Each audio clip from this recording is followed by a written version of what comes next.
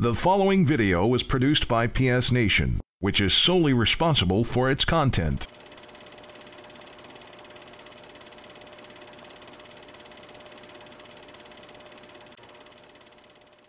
All right, we're here with Sean McGrath. Anybody that listens to the podcast might have heard this gentleman on the show a few weeks ago.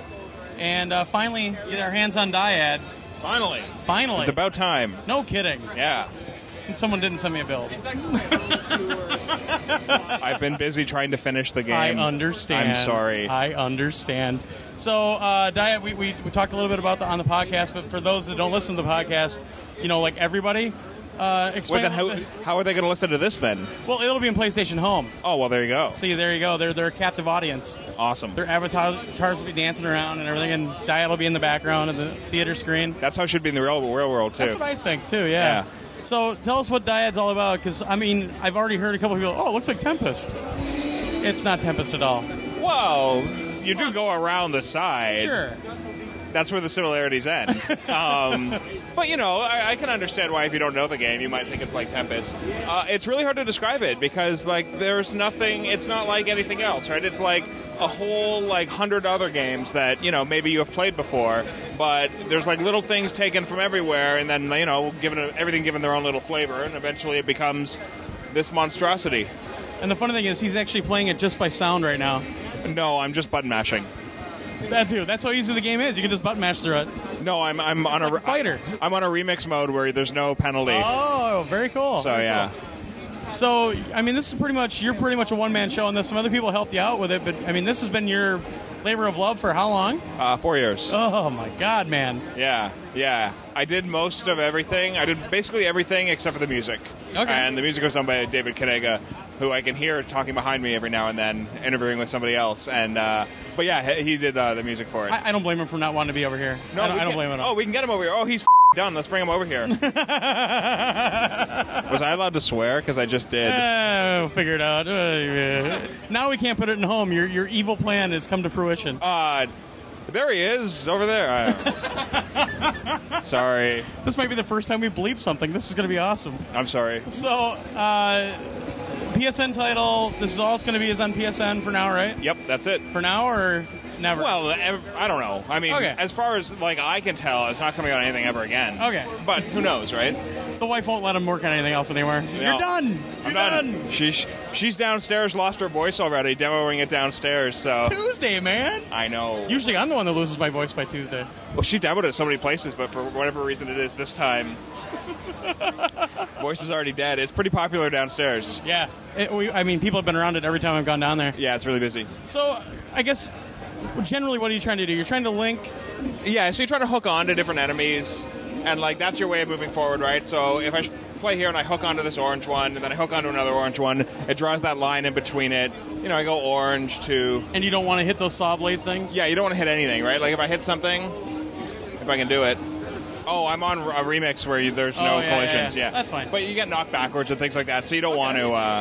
Man, the visuals are just stunning. I mean, there's almost this point where you go, this is too much, but it never gets to that point as far as I've seen so far. Yeah, it was really difficult to like make a balance where it's just like, here, just watch this part. It's insane.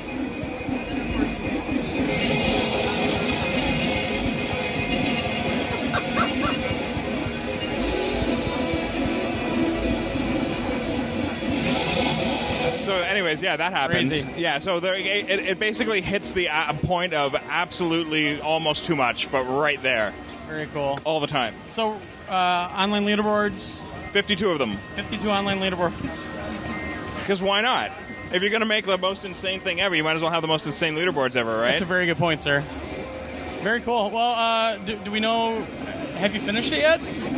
It is in certification. Whoa! You heard it here, folks. Yeah, I actually have never told anybody that, so okay. It's in cert. So all right, cool. So look forward soon, I guess we'd say. This if it gets through this cert. summer. Okay. As long as if it doesn't get through cert, it might never come out because I'm going to kill myself. So... Or your wife's going to kill you. Yeah, one of two things is going to happen. The game is going to come out this summer, or I'm going to be dead. And either one of those things is very exciting. And then they'll bring the game out no matter what, because a guy died to make this game. Yeah, then it'll be like a huge seller, and... It'll sell like Doors albums did. Yeah, we don't want that. Nah, actually we don't. All right, so this is Graham Smith from Drinkbox Studios, and I'm here with Chris Harvey from Drinkbox Studios. Hello. Chris, why don't you tell me a little bit about this game, Guacamelee? I'm not really sure how I can be natural in this situation.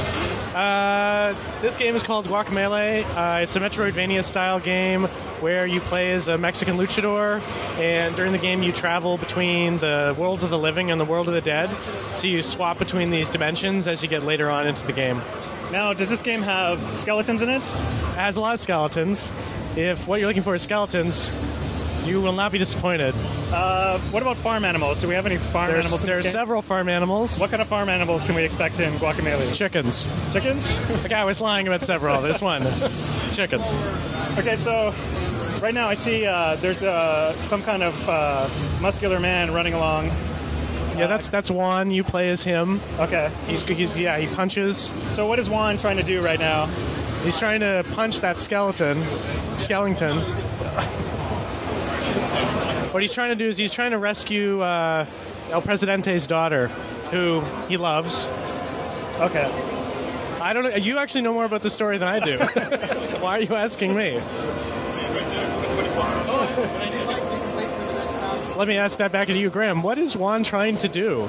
Okay, so Juan starts the game as an agave farmer, and he lives in a small town just working in the fields every day, and that's not good. An evil ancient menace comes and invades his town and kidnaps El Presidente's daughter, who has been his secret love since childhood. So Juan sets off on an adventure to try and rescue her from this evil undead skeleton. That sounds pretty cliche. It might be a little bit cliche, but it's a lot of fun. Couldn't you come up with something better than that? Listen, Chris Harvey. You're supposed to say, it's intentionally cliched. You know, it's elegant in its simplicity. That's exactly correct. We try to have fun with these kind of things in this game. So what are we looking at here? He's running. He's jumping. Okay, he was punching a chicken. Now he's turned into a chicken. Okay. This is one of the many things you can do in the game. You can turn into different things, in particular this glorious chicken. This is, who you're seeing here now is Flameface. He's one of the henchmen in the game who works for the evil Carlos Calaca.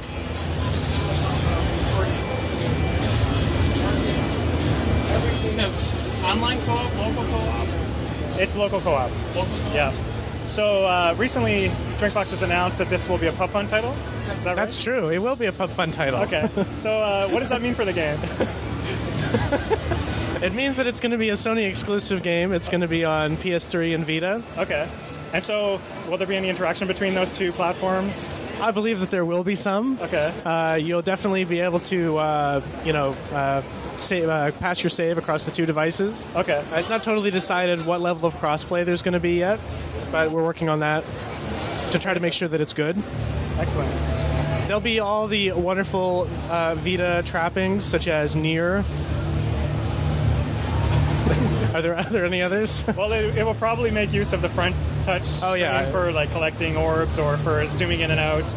Maybe the back touch for like doing special moves with gestures. That's a good idea.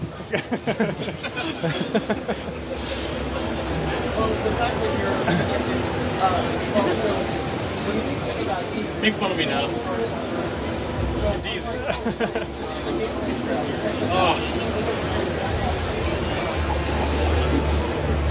He's doing a lot of punching.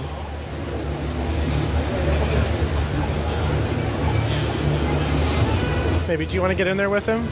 Yeah, sure. I can show him. Graham, show us how the co-op play works. Let me see what I can do. I'm going to jump in here as the second player, Tostada. Oh, sure. After I go up to the boss.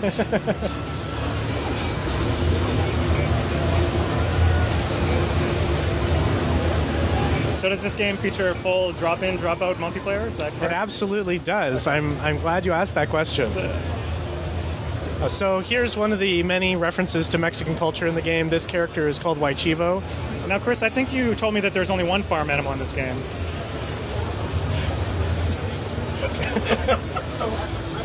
I did tell you that. Okay. So now you've received the ability to pass between the dimensions, the world of the living and the world of the dead. Okay. How will that impact the game, Graham? Well, okay, this could impact the game in multiple ways. So in one of the dimensions, you might find things blocking your progression, like physical blockers, such as lava or a wall that might be different in the other dimension. Okay. So that can be used for platforming or for puzzles, if there's some platforms that are in one dimension and not in the other. It might also affect the combat somehow. There might be enemies that are stronger in one dimension than in the other. Tell me more. It's possible that there might be some enemies that you cannot damage in one of the dimensions, so while you're fighting you might have to swap dimensions to damage them.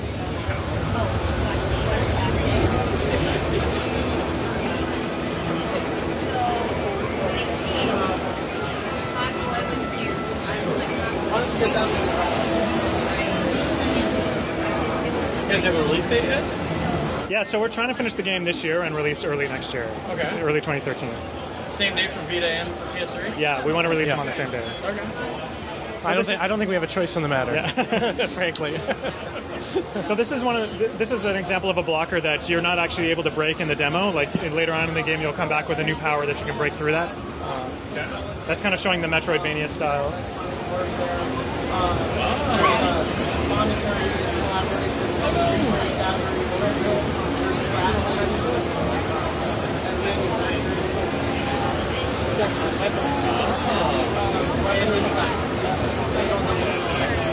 I suck. This is actually pretty tricky. Almost at it. Oh well. Nice. Well, cool. Well, thanks for showing those guys, and problem. look forward to this early next year. Cool. Thanks a lot. Awesome.